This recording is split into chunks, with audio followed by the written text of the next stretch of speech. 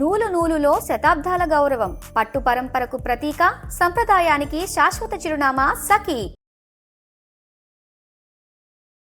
నమస్తే రమగారు. నమస్తే జయ. రమగారు, ఏదైనా మంచి కథ చెప్తారా? పూర్వం అట ఇప్పుడు మన వ్యాపారాలు చేసేవాళ్ళు కదా, నౌకల మీదేగా వెళ్ళేవాళ్ళు. అవును. నావ మీద వెళ్ళటం, ఇక్కడి నుంచి సరుకులు కొని అంతా పడవంతా నింపుకునేవాళ్ళు. ఓ 15 మందో 20 మందో వ్యాపారస్తులు అంతా కలిసి ఓ పడవ అద్దెకి తీసుకుని అలా కూడా వెళ్ళేవాళ్ళు. అయితే ఒక పెద్ద ఓడ ఒకటి బయలుదేరిందట సముద్రం మీద. మగధ సామ్రాజ్యం నుంచి బయలుదేరితే వీళ్ళు ప్రతి చోట కొన్ని పెద్ద పెద్ద రేవులు వచ్చినప్పుడు ఆ రేవులో ఆగేవాళ్ళు. అక్కడ జనాన్ని బట్టి మన దగ్గర ఉన్న కొంత సరుకు అమ్ముకుని అక్కడ దొరికే కొంత సరుకుని నింపుకుని అట్లా చేసేవాళ్ళు. వీళ్ళు ఒక రేవులో ఆగినప్పుడు ఒక సింహళ దేశీయుడు ఒక కుర్రాడు, సింహళీయుడు ఒకడు, అంటే సిలోన్ వాడనమాట, ఇక్కడ ఎక్కినప్పుడు ఏం చెప్పాడంటే, నేను తామ్రపర్ణి వెళ్ళాలి, నాకు వ్యాపారం గీపారం ఏం లేదు, మీరు ఈ పడవ వెళ్ళేటప్పుడు తామ్రపర్ణి ఎప్పుడు వస్తే అప్పుడు నేను దిగిపోతాను, మీతో పాటు ఉంటానన్నాడు. సరేనండి, అతన్ని ఎక్కించుకున్నారు. ఏవో కొన్ని అమ్మి కొన్ని ఫిల్ చేసుకున్నారు, పోతుంటే కొంతమేర వెళ్ళాక సముద్ర మధ్యంలోకి వెళ్ళాక చుక్కాని కాస్త విరిగిపోయింది. మామూలుగా ఆ చుక్కాని యాంకర్లు ఉంటాయి కదా, విరిగిపోతే ఇక ఏ పక్కకి పట్టించలేకపోయారు వీళ్ళు, ఏమీ చేయలేకపోయారు. ఏదో పొరపాటున యాక్సిడెంటల్గా విరిగేసరికల్లా ఇక అటు కొట్టుకుని ఎక్కడికో ఒక చోటకి చేరిపోయింది ఆ పడవ. చేరిపోయేసరికల్లా ఏమైంది, వీళ్ళంతా కేరెత్తలు కొట్టారు. ఇప్పుడు చుక్కాని లేని పడవ ఎటుపోతుందో తెలియదు, చచ్చేపోతాం, చావుకు రెడీ అయ్యారు వీళ్ళంతా. అంతా అయిపోయాం మనం, ఏం లాభం లేదు, వ్యాపారం గంగలో కలిసినట్టే, ఇది రిపేర్ ఎట్ అవుతుంది సముద్ర మధ్యంలో. అవును.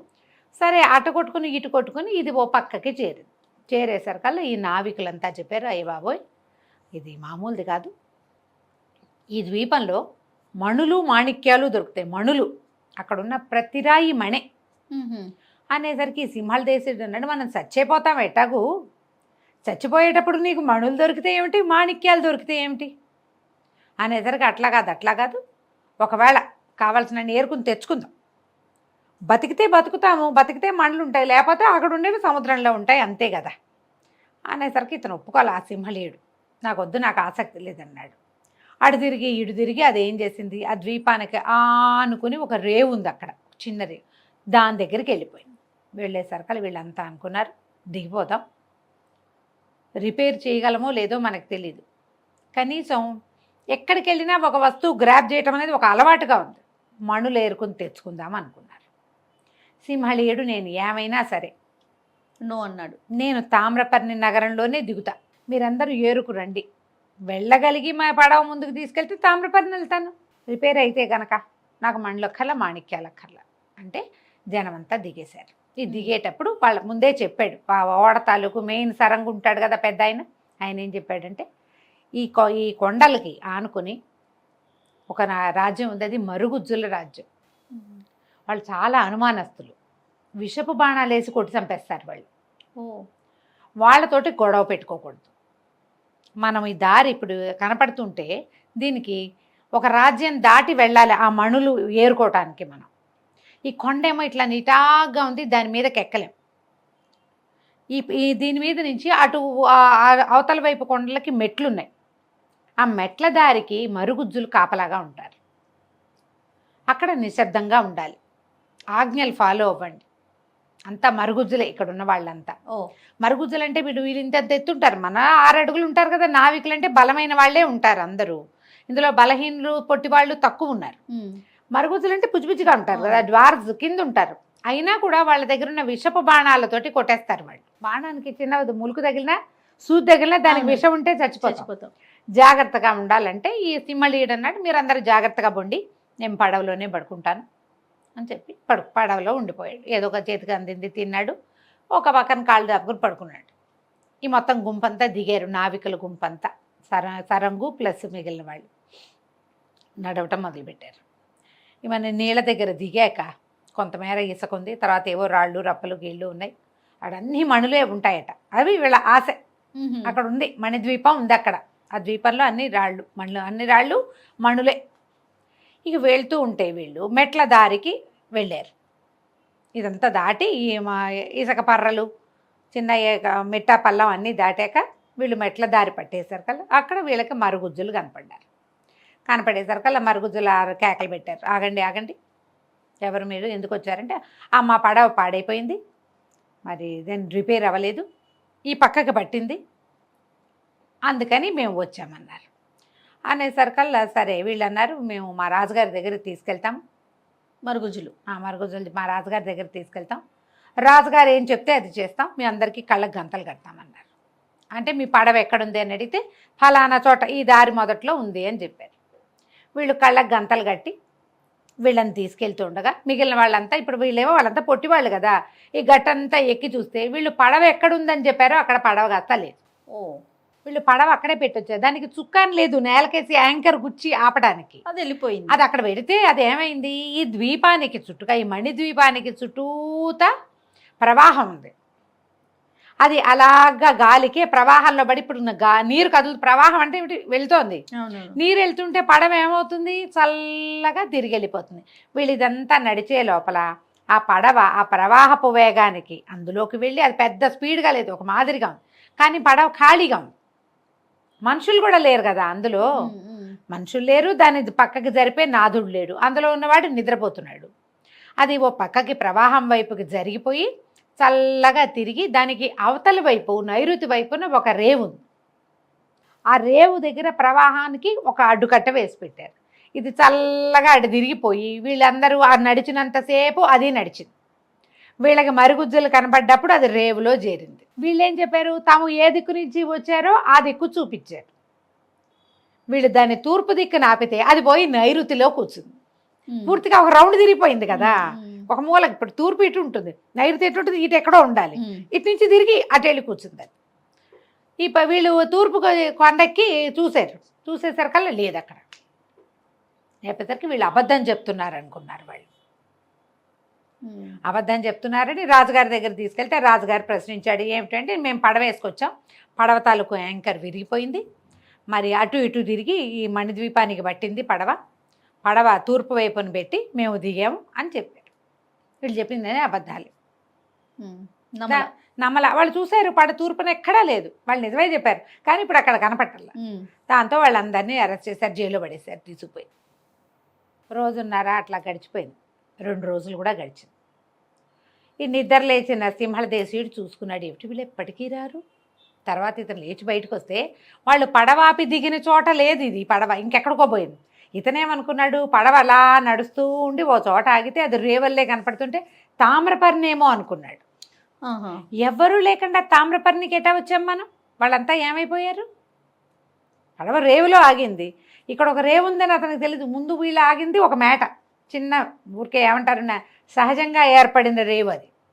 ఇది ప్లాండ్ రేవుగా కనపడ, వాళ్ళు పెట్టుకుంటారు ఆ మరుగుజ్జులు. అక్కడ దిగి బయటకు వచ్చాడు, తామ్రపర్ణేనేమో అనుకున్నాడు, అందుకే ఇక్కడ ఆగింది. వీళ్ళంతా దిగెళ్ళారా, నేను అంత ఒళ్ళు తెలియలేదా నాకు నిద్రకి, ఏమిటో చూద్దామని దిగితే కొంతమంది పిల్లలు గోలికాయలు ఆడుకుంటున్నారు, మరుగుజ్జు పిల్లలు. ఇక చూసేసరికి రాక్షసుడు అని కేకలు పెట్టారు. ఇతన్ని చూసి ఇతను నేనేం కాదు, నేను రాక్షసుని కాదు, నేను మనిషినే అని పిల్లల్ని మెల్లిగా మాలిం చేశాడు. వాళ్ళంతా ఆశ్చర్యపోయారు ఇతను చూసి. ఆ దాహం వేస్తుందని చెప్పాడు, సముద్రం కదా, వాళ్ళు కాసిన ఏవో చిన్న చిన్న చెంబులతోటి నీళ్లు తెచ్చిపెట్టారు. ఓ 25 చెంబులు తెస్తే కానీ వీడి దాహం తీరలా, ఏదో తిండి పట్టుకొచ్చి పెట్టారు.